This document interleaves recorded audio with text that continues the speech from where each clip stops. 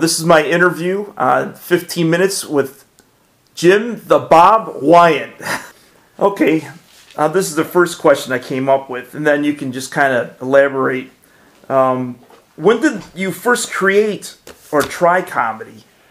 I first was on a comedy stage way back in, just after Thanksgiving in 1998, down at what used to be called Scorgies back then. It was Token Joe's, I think? Token Joe's, I believe. Yeah, I think. Yeah. That's one that, that's where I met Bill Franklin, in fact. But I was going, for a couple years before that, I was going to the open mics, but never had the nerve to get up on the stage. I was too bashful, you know. Many times a couple times I would sign up to get on the stage, and that when it came closer to my number being called, I panicked and I ran out of the place. That happened on Park Avenue around 1996, 97. I remember, I think one of the very first times that I actually went to an open mic comedy venue, it was on Park Avenue, and Bill Franklin, it was a packed house, and Bill Franklin was near the stage, and I wanted to get up close to the stage so I can get a good look at the comic, okay? Right, yeah. Bill, he asked me a question. He asked me, "What do you have underneath your shirt?" No, I was wearing a T-shirt underneath, you know. But I told him I had a Lycia T-shirt underneath underneath my regular shirt, and then I don't remember what Bill said after that, but it was kind of like an insult. I don't know why. It was like an offhanded or backhanded insult. I can't remember word for word what he said. But it was some sort of insult. He didn't use any profanity. But it's because you were wearing the rock star T-shirt. Yeah, kind of I guess, you know. No, I was basically speechless. You know, I didn't know what to say, so I didn't say anything. But you went on stage that night. No, I didn't. Not that night. Oh, this was back in '96, and before I had the nerve to get up on the stage. Huh. It was in '98 that I finally got up, and it was not too many people that night. So I asked Dan, you know, I'd be interested in getting up. So he gave me, he said, okay. So I got up and I did a few minutes. The very first joke is a very short piece I ever did on stage. I remember it. I don't remember the second joke, but it might have been an Irish joke too. But the first joke was, I remember it. The Irish acrobat slowly and steadily walked from one end of the bar to the other without falling down. That was the very first joke I ever did on stage. I'll never forget it. That's great. Yeah, and I think this first time I met you too was at a Dan Liberto open mic. Yeah. Because I was kind of, you know, I got away from comedy. I kind of went back into it myself. Yeah, it was just something I was doing. Okay.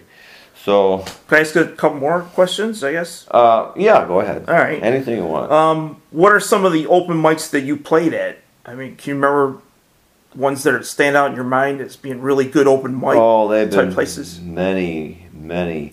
Like I said, you know. Or what were the ones that were most successful? Scorgies. There was that place on Park. No, not Park, but East Avenue down by the expressway. Down by Whitten Road, there's a nightclub there that. Is it still there? Yeah, it is. It was about 2002 or I guess 2003. I'm guessing that when they first started open mics in this place, it was packed to the rafters with customers. But then, as a month went by, it started thinning out until I came there one night. They canceled it.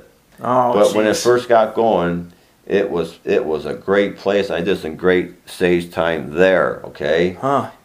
And I remember one night I was there. After I did my act, I had to get home, get to bed, to get up to work for the next day. Dan Liberto comes running out. You're the best. You're the best.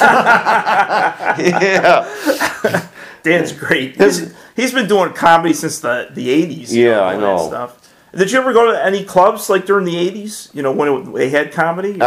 There was a place on State Street, right by the corner of Andrews, and I think it was either Funny Bone or State Street Comedy Club. No, it may have been the Funny Bone. A friend of mine that I was a friend of mine I met at square dancing. He invited me. He had tickets to go to a comedy show there, so I did. And I don't remember who the guy was on stage, but it was a nice place. It was one of the very few. I didn't go to a whole lot of comedy clubs before I started doing it myself. Yeah, right. The very first. One of the very few shows I ever been to was that George Carlin back in '72. Wow! At the Auditorium Theater. Huh? He did about 2 hours on this stage, and I remember that show.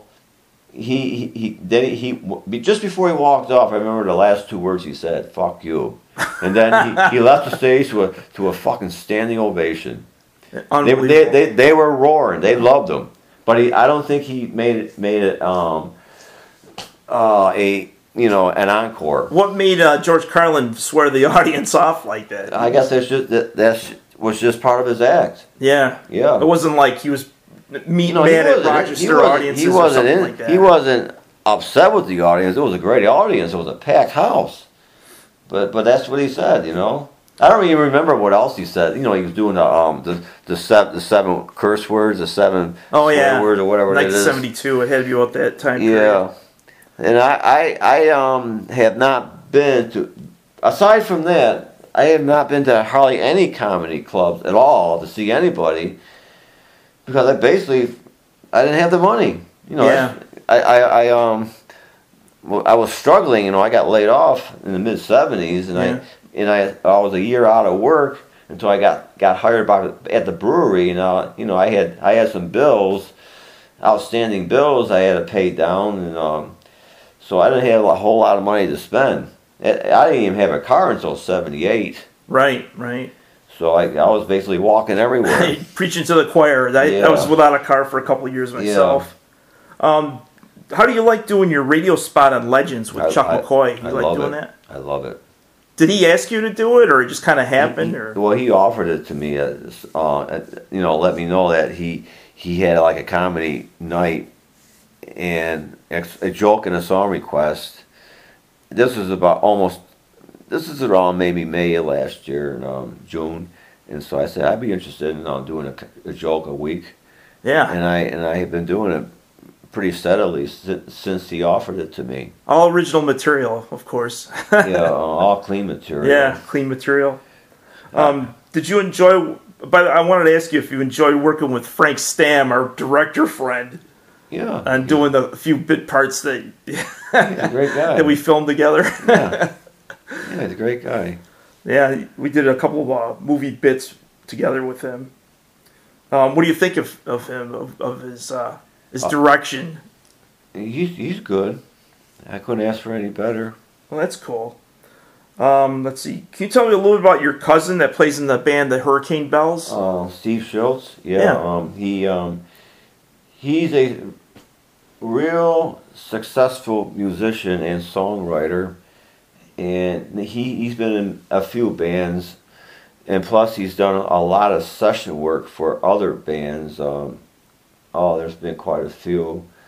I'm talking pretty big names in the indie rock scene. I can't quote any right now. Yeah. But he's been all over the world. He's done session work in England and probably elsewhere. But he's been to India. He's been to Japan many times. All over Europe. They love him over there. Oh yeah. Better you got to than, figure with the movies too. Better than here. Better than here, because in America hip hop is big, but in Europe, just about anything goes. Yeah. There's more open-mindedness. Yeah. When was the last time you ran into him or seen him? I saw him. My father passed away about 3 weeks ago, and he came out for the funeral from New York City. Wow. Yeah. Huh. So. Speaking of music stuff, can you tell me a little bit about your music collection? I heard you're a big blues collector, or a collector of like obscure 1940s type music. Yeah, I started collecting that in 1984 when I first discovered the bop shop, and I really got into the junk blues of the mid and late 40s. Oh, I love that stuff. People like Bull Moose Jackson, Wyand Harris, Roy Brown, Julia Lee, and a few others. They were big names back then, but they didn't get a lot of airplay because they were all black, but they basically were rock and roll before rock and roll had a name. It's so ironic though, because you can't see what they look like because it's on the radio back in that time period. Yeah, it's like they could be white sounding black. Yeah. Or, black sounding white, and they wouldn't know the difference. Yeah. Unless it's on their record label or something. Yeah. You seem to write jokes constantly. Are they easy to create daily from everyday things? Or do you have, like, certain times that you Pretty much so. If I can get a phrase out of a conversation, if I can do it and make it into a joke, I will, like the way people talk. I've done jokes on that. Huh. If I try to force myself to get a joke going, and sometimes it doesn't work, but I just have to be preoccupied with something else, and it'll just come into my head, Just like this joke here I told you. Yeah. New one. What, you want to tell me a joke? I did. I could put it into the interview, just edit it in or whatever. I did a joke the way people talk, okay? I heard someone say in the break room at work a couple of weeks ago, I was not invited to his fucking wedding, quote unquote, okay? And I said, well, I was, I was, replied I, okay? Those are the exact words. And after I said that to him, I said to the newly married guy in question, could you have waited until after the reception before you did it? That's great. That's a new one. I heard that before. You told that a couple. You want to hear one more? A couple days back. Yeah, go ahead. Go ahead. Shoot another one in there. This is called a deleted scene from Mel Brooks's movie Blazing Saddles. And Old West Town Sheriff John Farthing plugged up his ass for his date and headed himself off at the pass. And then, what's that awful smell coming from your ears, John? She asks. That's good. Then I like, I sometimes I'll do jokes from music, songs. There was a narcissist who he was not an arsonist, but a narcissist. A narcissist. He was a Beatles fan, and he fell in love. I want to hold my hand. That's great. Let's see, I got a few more to polish off the end here. I mean, we can go for a while, but do you ever write about anything political, like political topics? Or very little. Is there a reason why you don't? I'm not big on politics. Mm-hmm. Not at all. But I have written a little sarcasm on, politicians in general, but I can't quote anything right now. Are you into this, the way it is today with the left and the right and Republicans and Democrats and conservatives and liberals? Nah, I don't get much into that at all. I totally agree with you. It doesn't really interest me. I think it's most of it's labeling. It's just like labeling people. Yeah. Yeah. If asked, would you perform at any late night type show if somebody had, like someone like Conan O'Brien were to give you a phone call and say, hey, I want you to do 10 minutes for something, I would love the opportunity. That would make my day, I'd love to see that happen eventually. Yeah. If you did not do comedy, what else would you do? I mean, is there something else that you love doing? Well, as a hobby or anything like that? Reading. I read a lot. I've done a lot of dancing in my time. Square dancing, I've done that for about 25 years, steady. Contra dancing, I've done that for about the same amount of time. What's contra dancing? It's New England line dancing. Huh. And they have it at Culver and Parcells in the basement of the church there. Oh, it's sort of like that country line dancing? Yeah. It's not exactly country. It's more like they call it New England line dancing. And they also have square dancing, but they call it Eastern squares. Whereas, the Western square dancing is more formal than the Eastern square dancing.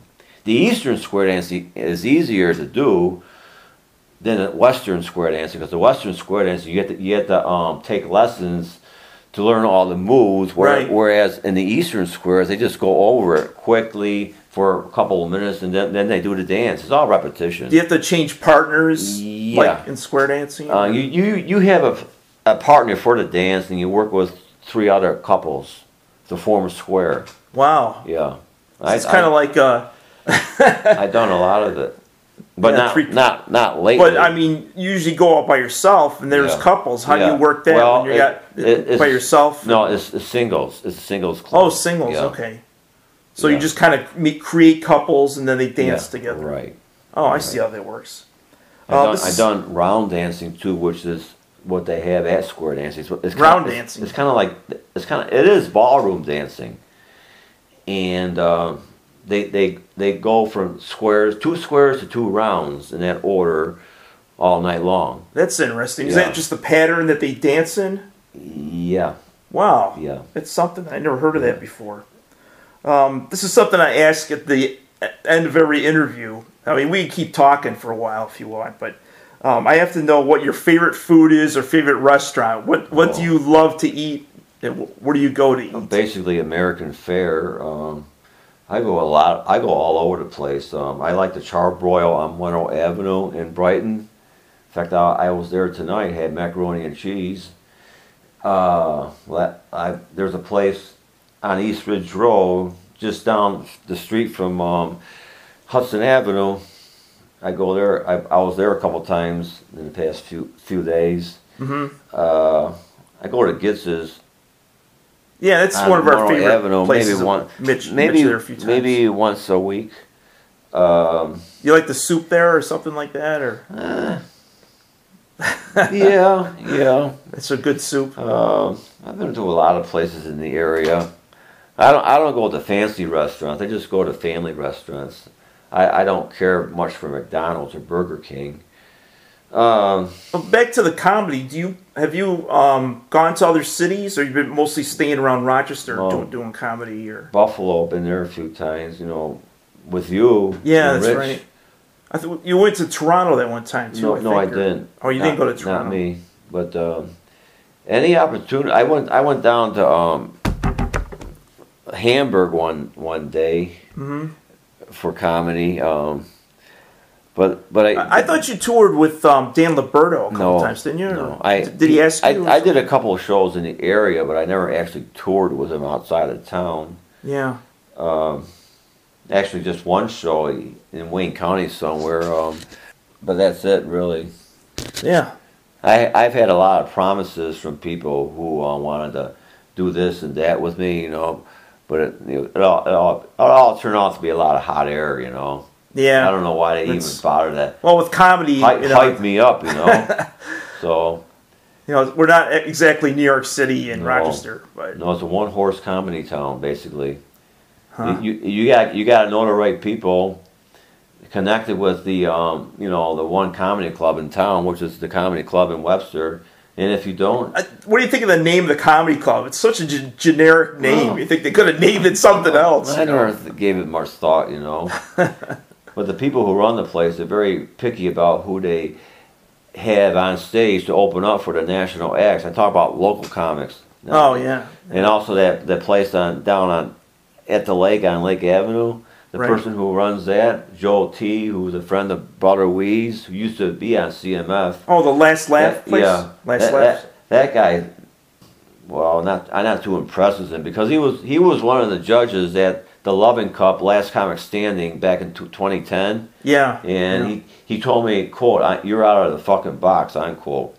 And He didn't seem to laugh much, especially when I was on the stage. But it's kind of ironic. I didn't like the way the guy treated me. I never said anything wrong to him. You know, the thing that gets me is like after George Carlin was around, you think everything would be out of the box as far as comedy, but today it's even still formatted like, oh really? Yeah. You know, special way to do it, and that's it. You know, and then there's just like it is in everything else. And in entertainment. Andy Kaufman too.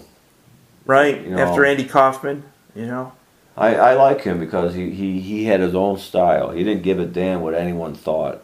So he's one of my inspirations right there. Oh yeah, I'm glad he made it as big as he did. You know, before he passed away. Yeah. All right, well I'm already into like the 20th minute. That's okay.